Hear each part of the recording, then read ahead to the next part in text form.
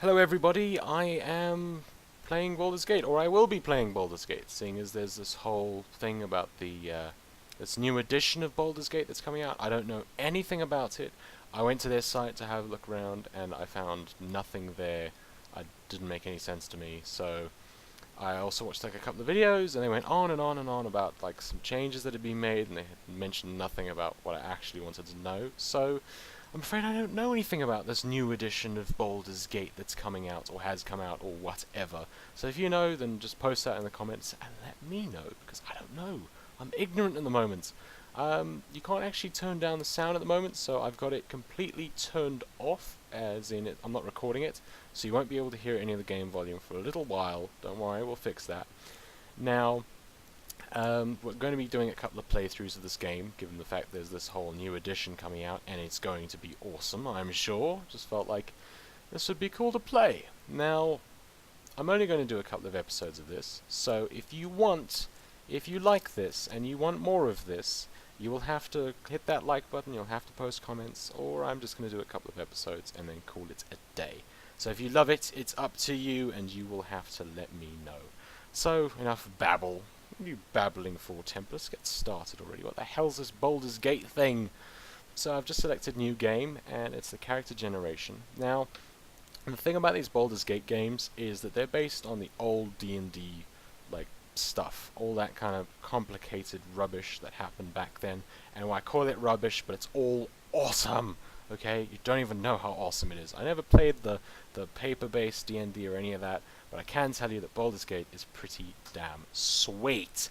So you've got to go and you've got to create your character right from scratch. We're going to go with a guy. Let's be a guy. You know, let's not be weird. And then you select a portrait. He looks kind of cool. Let's go with that one. Alright, and then you've got to select your race. Now, it's not like in games like WoW, okay? You know, the dwarves and the halflings, the gnomes and stuff like that. Okay, it actually matters. Like, it's not like you pick a character and then it doesn't really matter too much after that. Like, for the most part, it's just, you know, aesthetics. They just sort of like look a little bit different or whatever. In this game, it has a massive impact. I mean, it really does. Okay, you will interact with the entire world very differently based on who you pick, and you get different stats and all kinds of stuff. So I'm gonna go with a human. Maybe. Nah, let's be a dwarf. Let's be a dwarf. Dwarves get some cool stuff. Okay. Now we're gonna be a dwarf fighter. I want to be a fighter. You got a whole bunch of different classes. Now, a thief is kind of like a rogue. It's kind of like a rogue if you play WoW. It's a little bit like a rogue. But the thing is, in this game, okay, let's keep going. We've got a warrior, right? We've got a fighter. Now the thing is, in this game, thieves and, you know, rogues and that kind of stuff, they're very, very different, okay? They don't really do the kind of massive damage, you know, they don't just hop out of nowhere and just own everything like they do in WoW or something. I know some of you are going to be like, no, rogues aren't that bad. I'm exaggerating a bit, you can relax yourselves, okay?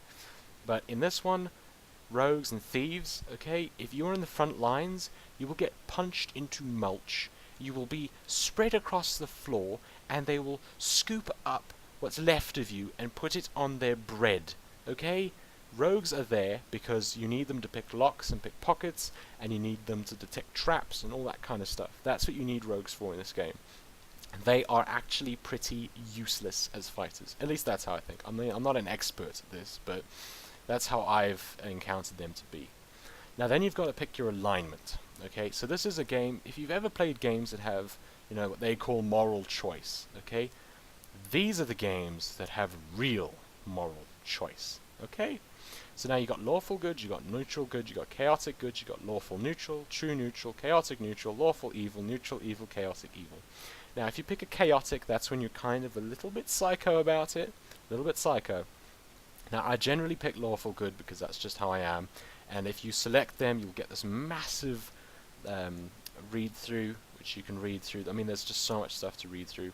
For example, if you read a little bit of lawful good, it says characters of this alignment believe that an orderly and strong society with a well-organized government can work to make life better for the majority of the people. To ensure the quality of life, laws must be created and obeyed, and it just goes on and on and on like that.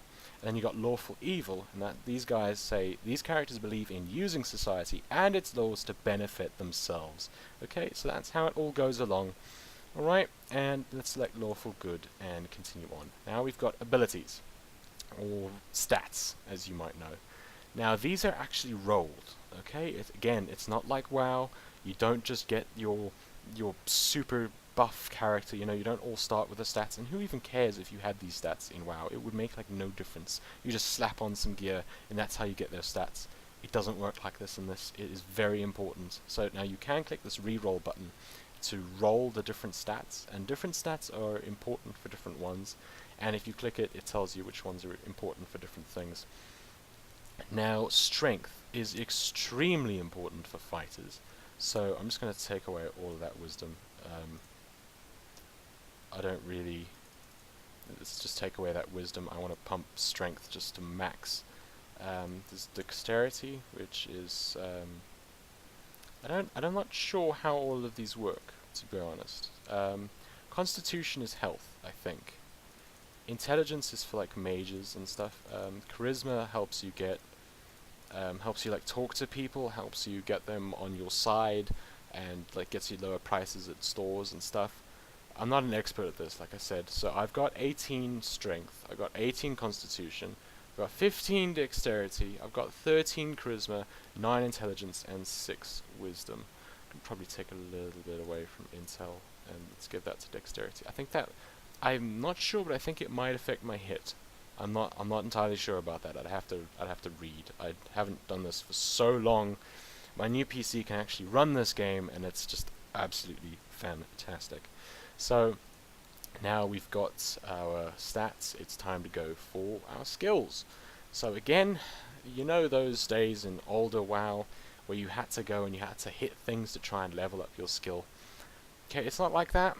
You have to pick what you will be using right away and put proficiency into that.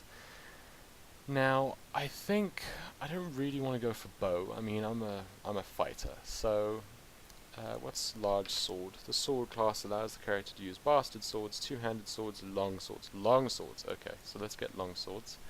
And we'll probably go with like long sword and shield, maybe. Or we are I don't really want to go for axe. I don't remember encountering many axes in this game. I really don't. So I'm going to go with large sword and blunt weapons, okay, in case we come across like some undead or whatever. And then we have appearance. This is us. This is like little me. It's little me. It's midget me. It's a little bit of me. Okay, and I want to pick red and black as my colors. Maybe not black. Black looks a little bit, I don't know, sort of makes me look evil with that red and black. It's like the blood of my enemies all over me. Let's make it look all cheerful. Okay, no, that's a little bit too cheerful. Whatever. Let's just, there we go. That looks okay. And yeah, whatever. And then of course you have to pick your voice, what you sound like. So we've got defaults, and then you got male 1, male 2, male 3. You can't hear any of these because I have the sound turned off, but if I listen to these, I will... Okay, this one just screams death to you all. Your life ends here. Okay, this one's the one we're going to pick. Time for a bit of a rough and tumble, he says. Alright, so let's go with that. And go across into name. And I'm going to call myself Swift, because back before the days of me having internet or anything, back when I played this, like until 6 o'clock in the morning, a lot, I would always go with Swift with a Y instead of an I, because I thought that was just cool. And then we're going to go done and accept. Do you guys even need the sound on? I mean, I can just read things for you, so I don't know. Let me know. Let me know. That's what the comments are for, so you can talk to me. I do read those, you know. I do read them. Okay, so I'm going to be reading this little prologue thingy, and then I'm going to see if I can fidget around with the sound. I'm going to see about it. We'll see. Okay, nestled atop the cliffs that rise from the Sword Coast, the citadel of Candlekeep houses the finest and most comprehensive collection of writings on the face of Faerun. It is an imposing fortress, kept in strict isolation from the intrigues that occasionally plague the rest of the Forgotten Realms. It is secluded, highly regimented, and it is home. Within these halls of knowledge your story begins. You have spent most of your 20 years of life within this keep's austere walls, under the tutelage of the sage Gorion. Acting as your father, he has raised you on 1,000 tales of heroes and monsters, lovers and infidels, battles and tragedies. However, one story was always left untold, that of your true heritage. You have been told that you are an orphan, but your past is largely unknown. Lately, Gorion has been growing distant from you, as if some grave matter weighs heavily on his heart. You have asked about his concerns as gently as possible, but your queries have been in vain. Your sole comfort is the knowledge that he is a wise man, and you know he will tell you when the time is right. Nonetheless, his silence is troubling, and you cannot help but feel that something is terribly wrong. Today, Gorion has appeared more agitated than ever, and now he has uncharacteristically interrupted your chores in the middle of the day.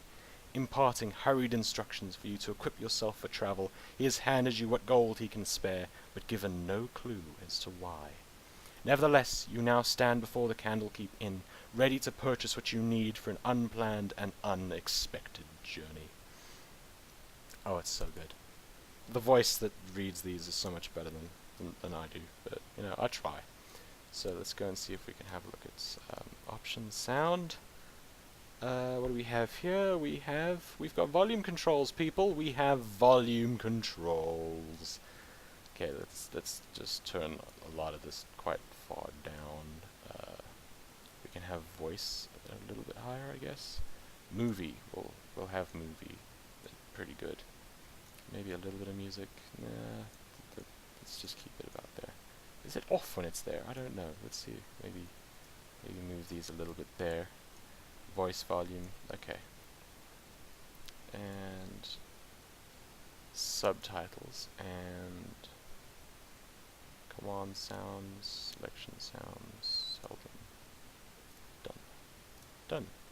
To turn. Okay, so let's just restart this fraps. I think that this will be the end of this particular episode, and then we're going to actually start playing the game. And again, if you want more of these, you're going to have to hit those like buttons and post those comments and actually let me know, because I am not purely psychic. I'm a dwarf fighter. I leave the psychic stuff to other people. Look at me, I'm so small. And I can run around, it's so funny. Anyway, next.